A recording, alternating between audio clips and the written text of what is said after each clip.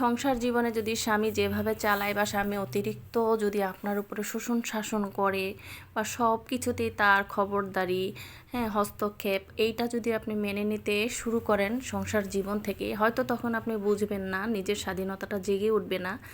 একটা সময় গিয়ে কিন্তু আপনারও একটা স্বাধীনতা জেগে উঠবে বা আপনারও পছন্দ অপছন্দ ভালো লাগা বদলে যেতে পারে। তখনই কিন্তু ঝামেলাটা শুরু হবে। তখন যেভাবে একটা মানুষ সারাক্ষণ চলে আসে খবরদারি, হুঁশিয়ারি বা মাতবরি করে, পরে কিন্তু সেটার পরিবর্তন হতে চায় না, তখনই হয় ঝামেলা।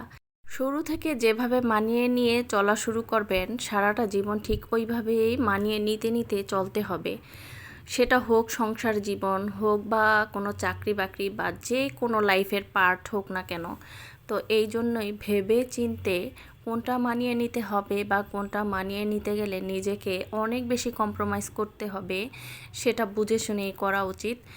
তো এই জন্যই শুরু থেকে মানিয়ে নিতে নিতে মানে নিজেকে অভ্যস্ত না করে পরিস্থিতি বুঝে শুনে ভালো করে সিদ্ধান্ত নেওয়া উচিত।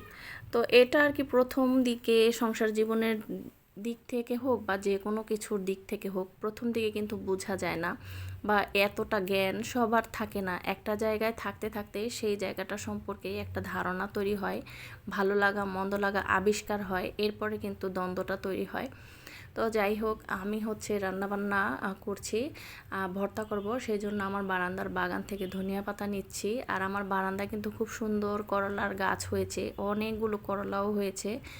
তো এখন ধনিয়া পাতা দিয়ে ভর্তাটা করছি। যখন বাজার থেকে ধনিয়া পাতা কিনে আনার পরে ঘরে শেষ হয়ে যায়, তখন বারান্দা থেকে ধনিয়া পাতা এনে এইভাবে একটু আধটু কাজে লাগাই।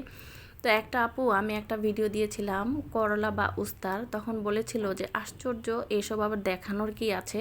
তো সেই আপুটা হয়তো বোঝে না যে যে যেটা সবসময় দেখে না, হাতের কাছে পায় না, তার কাছে ওটা একটুখানি স্পেশালি থাকে।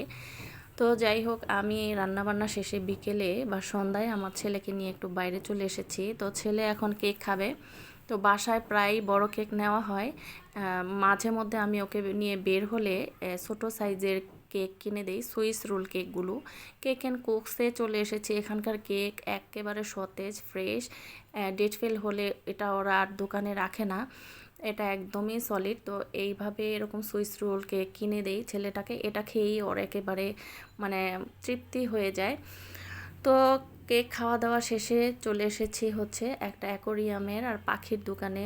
মেয়ে শখ করছে যে অ্যাকোরিয়াম কিনবে বা মাছ কিনবে, এটা কিন্তু খুবই ঝামেলার জিনিস, অ্যাকোরিয়াম পরিষ্কার করা, হ্যাঁ, অ্যাকোরিয়ামের পানি পাল্টানো। তো তারপরও কিনে দিতে হলো।